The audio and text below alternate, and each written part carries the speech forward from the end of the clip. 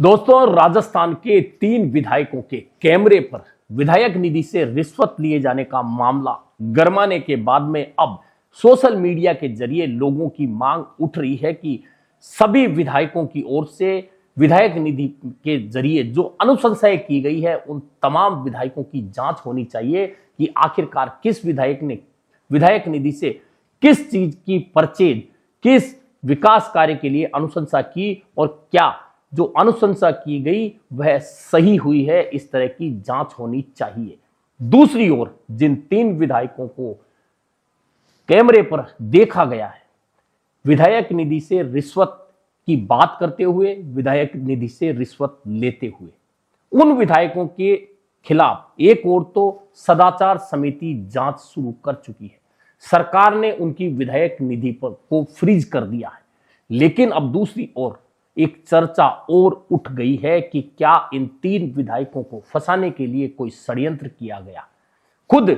विधायक रितु भानावत जो निर्दलीय विधायक है, उनका यही कहना है कि मेरे खिलाफ षड्यंत्र किया गया कि कोई स्टिंग ऑपरेशन किया गया। मैंने भी खबर सुबह उठ के पढ़ी। मैं ये कहना चाहती हूँ कि मैं छात्र राजनीति से बहुत संघर्ष करके आगे बढ़ी हूँ और मेरे चुनाव लड़ने का, राजनीति में आने का एजेंडा ही ये रहा है कि ईमानदारी से काम करना। और ये जो साजिश मेरे खिलाफ की गई है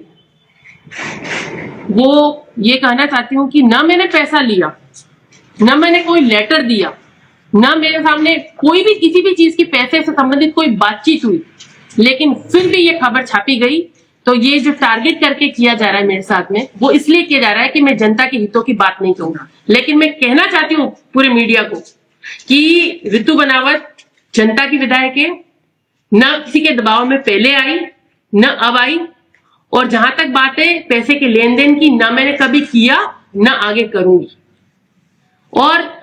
भास्कर ने जो ये छापी है खबर, उसको मैं कहना, भास्कर को ये सख्त चेतावनी देना चाहती हूँ, या तो आप उस खबर का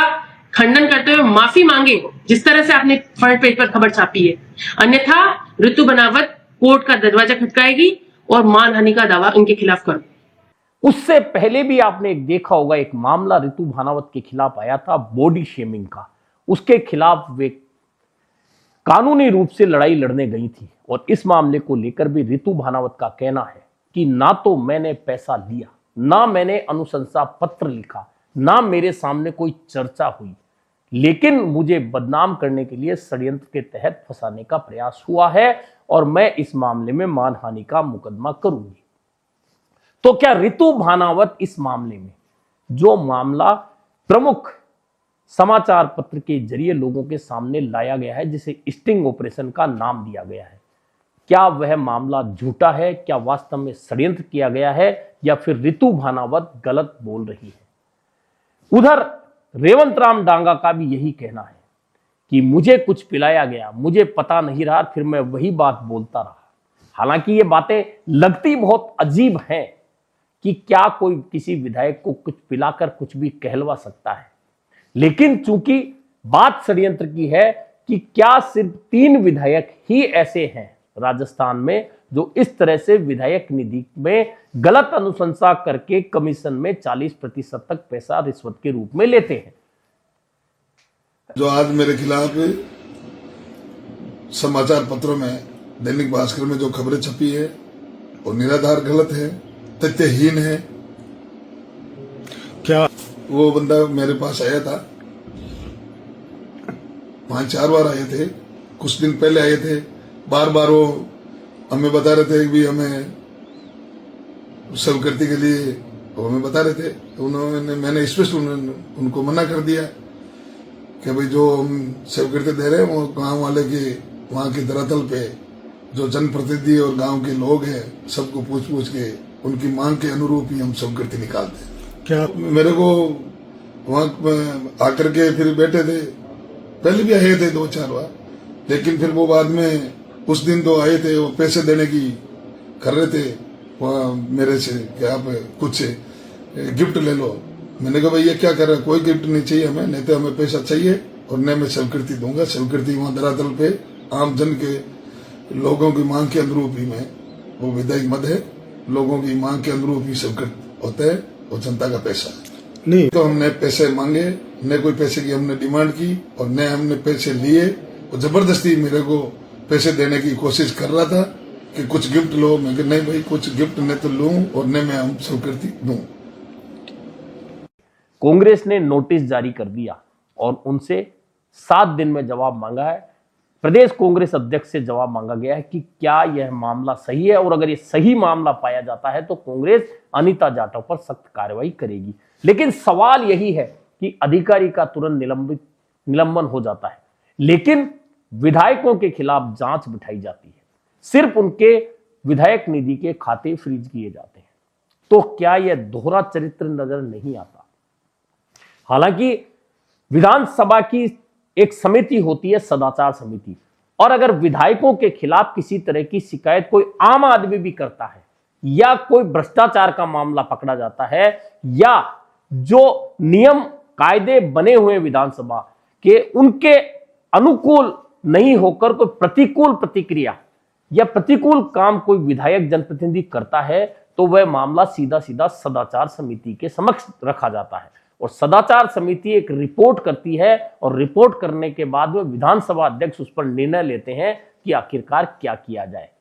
या फिर कोई कोर्ट में सजा का मामला हो, जैसा कि कंवरलाल मीणा का हुआ, और 2 साल से ज्यादा की सजा अगर कोर्ट किसी मामले में सुना देता है, तो फिर विधानसभा अध्यक्ष सीधे निलंबन की कार्रवाई कर सकता है। और ये जो 3 विधायकों का मामला है, उससे ठीक पहले आपको याद होगा कि बीएपी के विधायक